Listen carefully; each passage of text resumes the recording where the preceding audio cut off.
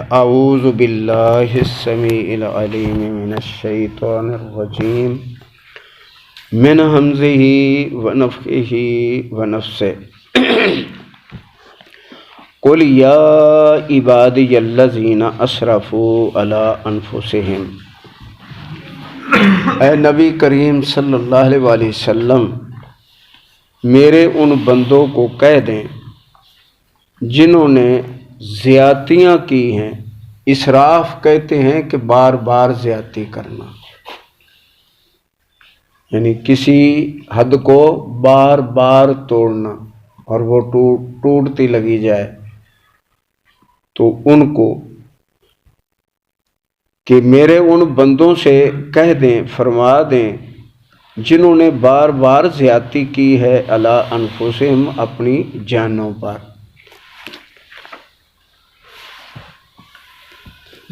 لا تقنطوا من رحمت اللہ، مایوسی کا شکار نہ بنے اللہ کی رحمت سے۔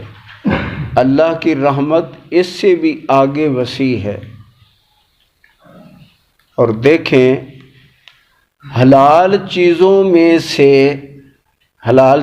سے اللہ کو غضبناک کرنے والی ایک چیز ہے۔ کون سی؟ الطلاق۔ طلاق دینے کے بعد رجوع کر لے تو وہ فرماتا الصلح خیر، صلح کریں، صلح میں بھلائی ہے، تو آئندہ مطاعت رہیں۔ صلح میں بھلائی ہے اور آئندہ مطاعت رہیں۔ اور پھر کبائر گناہوں میں سے یہ ہے حلال میں سے اللہ کو غصہ دلانے والی چیز۔ کبیرہ گناہوں میں سے سب سے بڑا گناہ شرک ہے، اور شرک کی سب سے بڑی قسم جو ہے وہ مشرک ہے جو اپنے آپ کو اللہ کے مقابلے میں کھڑا کرے اور لوگوں کو اپنی عبادت کے لیے بلائے، یا اپنے کرندے چھوڑے کہ وہ کہیں کہ یہ بابا بڑا کرنے والا ہے، اس پر لائیں۔ اس کا نام کیا ہے؟ اس کا نام ہے طاغوت۔ طاغوت کہتے ہیں یہ دریا جو ہے اس کے اندر سیلاب ہے، سیلاب اندر ہوتا ہے، اور طغیانی اس وقت بولا جاتا ہے دریا کے بارے میں جب کناروں سے پانی باہر نکل جائے۔ یعنی یہ وہ بے ایمان مشرک آدمی ہے کہ جو حدوں سے کناروں سے باہر نکل گیا ہے۔ تو اس لیے اللہ نے فرمایا کہ جو کفر کرے طواغیت کا اور اللہ کی عبادت کرے، ہم ان کو بڑھا چڑھا کے دیں گے۔ تو بہرحال جب طاغوت کو بھی اللہ معاف کر دیتا ہے، مشرک کو بھی اللہ معاف کر دیتا ہے، اس سے بڑھ کر کیا ہے؟ تو اس نے فرمایا لا تقنطوا من رحمت اللہ، اللہ کی رحمت سے مایوس نہ ہونا۔ اور ابراہیم علیہ السلام کو جب خوشخبری ملی بیٹے کی، اسحاق علیہ السلام کی، تو انہوں نے فرمایا کہ یہ کیا مجھے خوشخبری دے رہے ہو اتنی عمر میں؟ تو انہوں نے پہلا ہی سوال یہ کیا کہ ابراہیم آپ اللہ کی رحمت سے مایوس ہیں؟ نا، اللہ کی رحمت سے مایوس کفار ہوتے ہیں، میں امیدوار ہوں۔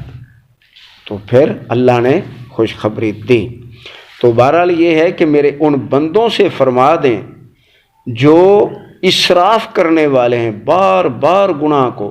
اور صحیح مسلم میں آتا ہے کہ نبی علیہ السلام نے فرمایا ایک آدمی نے ایک دفعہ گناہ کیا اور گناہ بھی بڑا تھا، تو اس نے توبہ کی کہ یا اللہ مجھے معاف کر دے، تو اللہ نے فرمایا معاف کر دیا۔ دوبارہ پھر وہی گناہ کرتا ہے، اللہ نے فرمایا جا تجھے معاف کر دیا، اور تیسری دفعہ وہی گناہ کر کے پھر آتا ہے، اللہ فرماتا ہے میرے بندے جا، میں نے کہہ دیا کہ تجھے معاف کر دیا۔ یہ ہے اللہ رحیم کریم، لیکن شرط یہ ہے گناہ کو گناہ سمجھے، گناہ کی حیثیت دے، شرمندہ ہو اور توبہ کرے، اس کو چھوڑے، عہد کرے اپنے رب سے کہ آئندہ نہیں کروں گا، اور پھر ہو جائے تو پھر وہ رحیم کریم ہے، ضرور معاف کرے گا۔ لیکن چھوڑنے کے لیے سنجیدہ ہو اور شرمندہ ہو۔ ان اللہ، بے شک اللہ تعالی، یغفر الذنوب جمیعا، گناہ معاف کر دیتا سارے کے سارے، انہ هو الغفور الرحیم، بے شک وہ بخشنے والا اور رحم کرنے والا ہے۔ انیبو الی ربکم، جھک جاؤ اپنے رب کی طرف، انیبو جھک جاؤ، گر پڑو اپنے رب کی طرف، واسلموا لہو، اور اس کے تابع دار ہو جاؤ۔ کس کی تابع داری ہے؟ لوگ جماعتوں کے تابع دار ہیں، اور یاد رکھیں جماعتوں کی تابع داری لے ڈوبے گی۔ من قبل، اس سے پہلے، ان یاتیکم العذاب، یہ کہ آ جائے تمہارے اوپر عذاب، وہ تمہیں پکڑ لے، ثم لا تنصرون، پھر نہ تمہاری توبہ، نہ تمہارا جھکاؤ، اور نہ تمہاری کوئی مدد کر سکے گا، نہ کوئی سفارش کر سکے گا۔ اس وقت معاملے تلپٹ ہو جائیں گے اور دروازے بند کر دیے جائیں گے۔ تو اس طرح قیامت کی نشانیوں میں سے بھی اللہ نے ایک نشانی بتا دی کہ جب یہ وقت آ جائے گا تو توبہ کے دروازے بند ہو جائیں گے۔ وہ کون سا ہے؟ مغرب سے سورج کا نکلنا، جب مغرب سے سورج طلوع ہوگا تو پھر توبہ کے دروازے بند ہو جائیں گے۔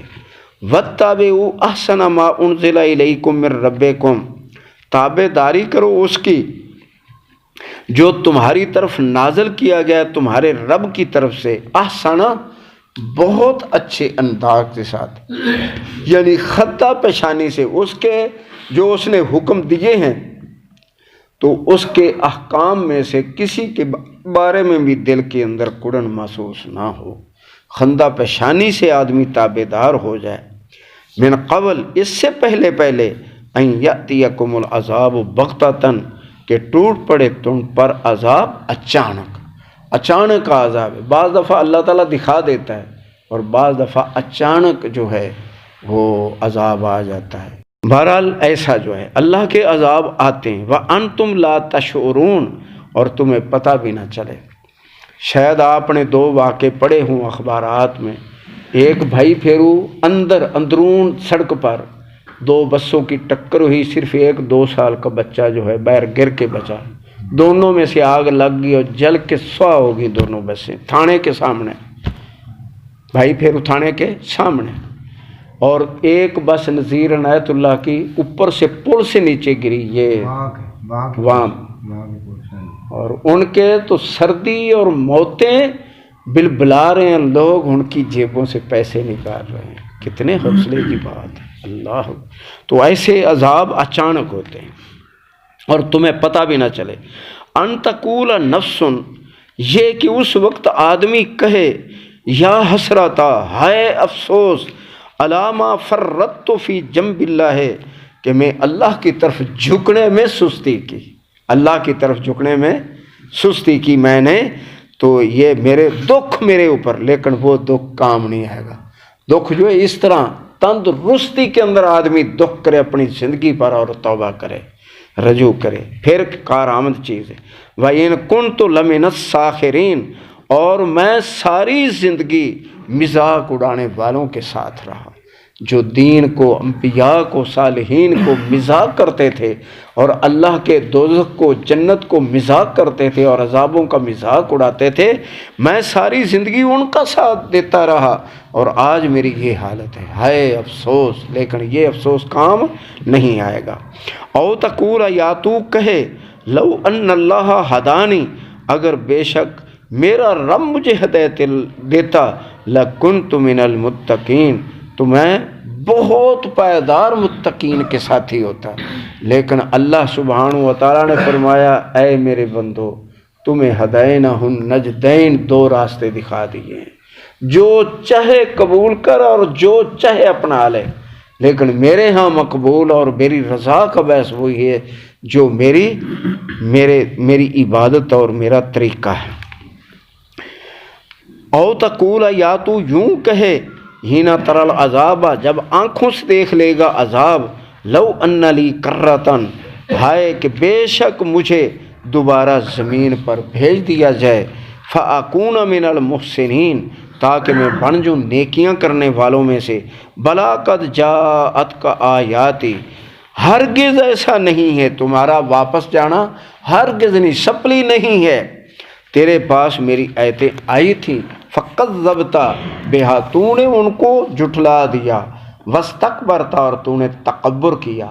دیکھیں، اللہ کی عبادت سے روگردانی کرنے کا نام تکبر ہے، اور اپنے مومن بھائیوں کو حقیر سمجھنا یہ تکبر ہے۔ وَكُنْتَ مِنَ الْكَافِرِينَ، اور تو ہو گیا کافروں میں سے۔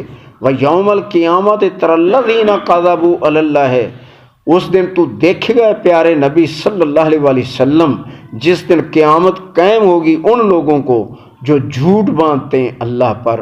وجوہہم مسودہ، چہرے ان کے سیاہ ہو جائیں گے، چہروں کے اندر رونق ختم ہو، چمک دمک ختم، مومن چمکیلے ہو جائیں گے، اور یہ لوگ ان کے چہرے سیاہ ہو جائیں گے جو اللہ کے احکام کو جھٹلاتے ہیں۔